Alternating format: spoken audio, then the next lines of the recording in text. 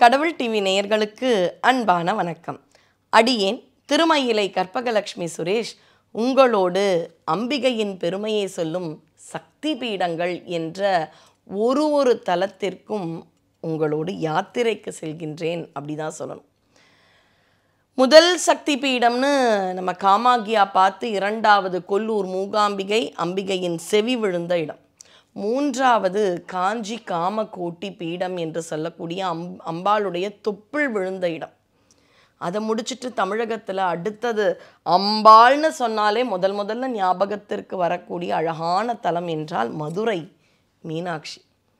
ஒரு சமயத்தில் ஒரு ஆராய்ச்சி நடந்ததாம். இருப்பதிலேயே பழம்பெரிய ரொம்ப காலத்துக்கு பழம்பெரும் நகரம் எது இந்த தமிழகத்தில்னு பார்த்தா மதுரை அப்படின்றது அந்த ஆராய்ச்சியில் தெரிய வந்தது. மதுரை மீனாட்சி ராஜமாதங்கி ஷியாமளா பீடம் அப்படின்னு சொல்லுவாங்க.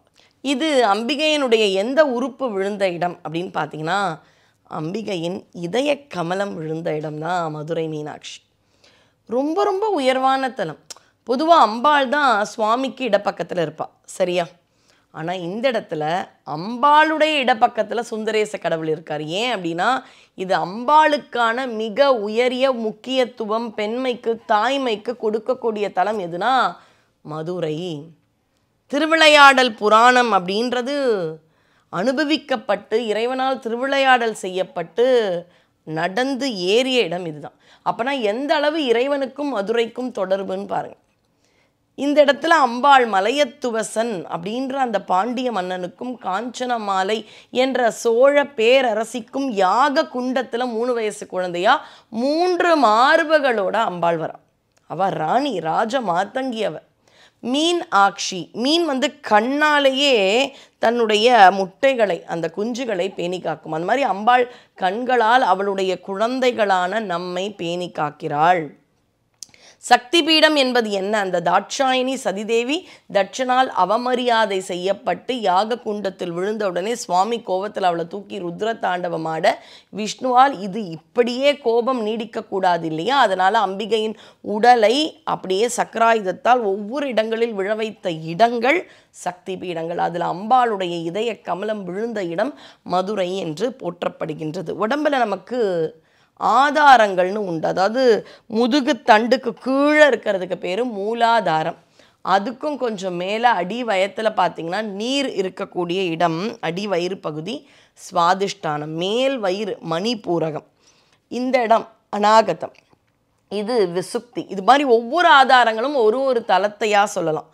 மூலாதாரம்ன்றது மண், அதாவது நம்முடைய உணவு எல்லாம் சாப்பிட்ட உடனே கழிவு ஆகும் இடம். அந்த இடத்துல மண் மாதிரி இருக்கக்கூடிய கழிவுகள். அதனால் அந்த மூலாதாரத்தை காஞ்சிபுரம் என்ற மண் தலத்தோடும் திருவாரூர் என்ற மண் தலத்தோடும் சொல்லுவார்கள். அடி வயிறு என்பது நீர் பகுதி, அது திரு ஆனைக்கா.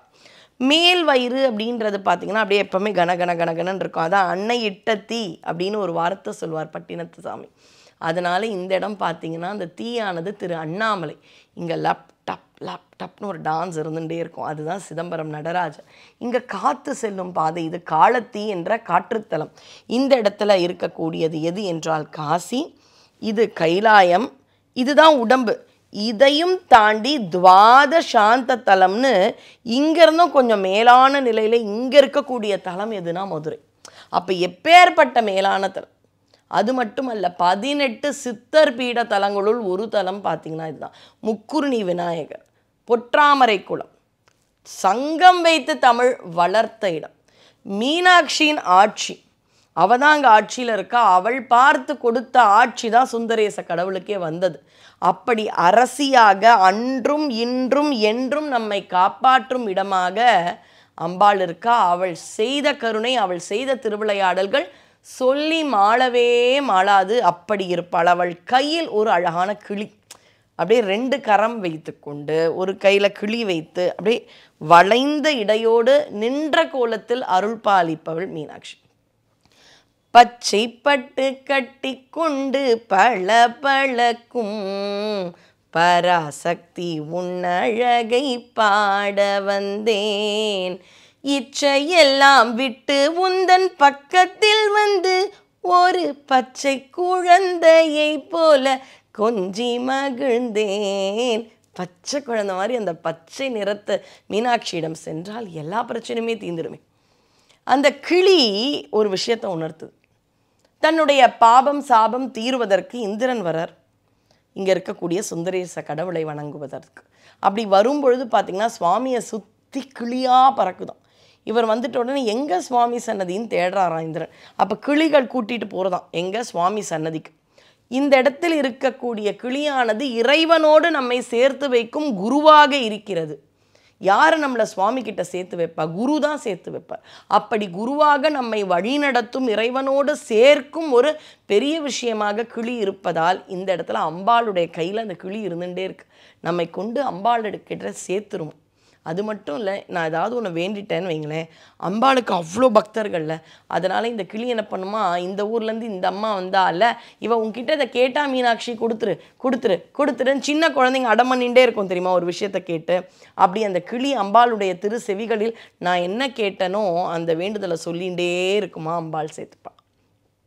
அப்படி அம்பாள் செங்கோல் வைத்து ஆட்சி செய்யும் ராஜ மாதங்கியாக மதங்க முனிவருக்கு பிறந்தாள் அப்படின்ற ஒரு புராணமும் உண்டு. அதனால் இதுக்கு ஷியாமளா பீடம், மந்திரினி பீடம், ராஜமாதங்கி பீடம் இப்படி நிறைய இருக்குது. ஷியாமளா பீடத்தை இன்னொரு தலத்துக்கும் உண்டுன்னு சொல்லுவாங்க. அதுதான் அகிலாண்டேஸ்வரி திரு ஆனைக்கா. இதை மந்திரினி பீடம் அப்படின்னு அம்பாள் இதய கமலம் விழுந்த இந்த சக்தி பீடத்திற்கு வரலாம்.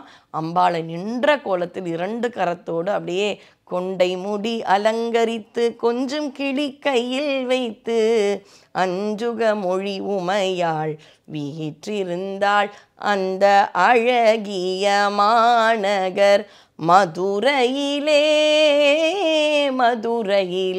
அதனால் எல்லாரும் மதுரைக்கு வாங்க. அங்கே இருக்கக்கூடிய நம்முடைய ஷியாமளா மீனாட்சி, தடாதகை பிராட்டி, மங்கையர்க்கரசி, அங்கையர்கண்ணி அப்படின்ற அந்த மீனாட்சியின் அருளை பெறுவோம். நலமோடு வாழ்வோம். சர்வம் சக்திமயம். நன்றி, வணக்கம். தேங்க்ஸ் ஃபார் வாட்சிங் கடவுள் டிவி. இது போன்ற ஆன்மீக வீடியோக்களை தொடர்ந்து பார்க்க கடவுள் டிவி யூடியூப் சேனலை சப்ஸ்கிரைப் பண்ணுங்க. நோட்டிபிகேஷன்களுக்கு பெல் ஐகானை பிரஸ் பண்ணுங்க. லைக் பண்ணுங்க, ஷேர் பண்ணுங்க.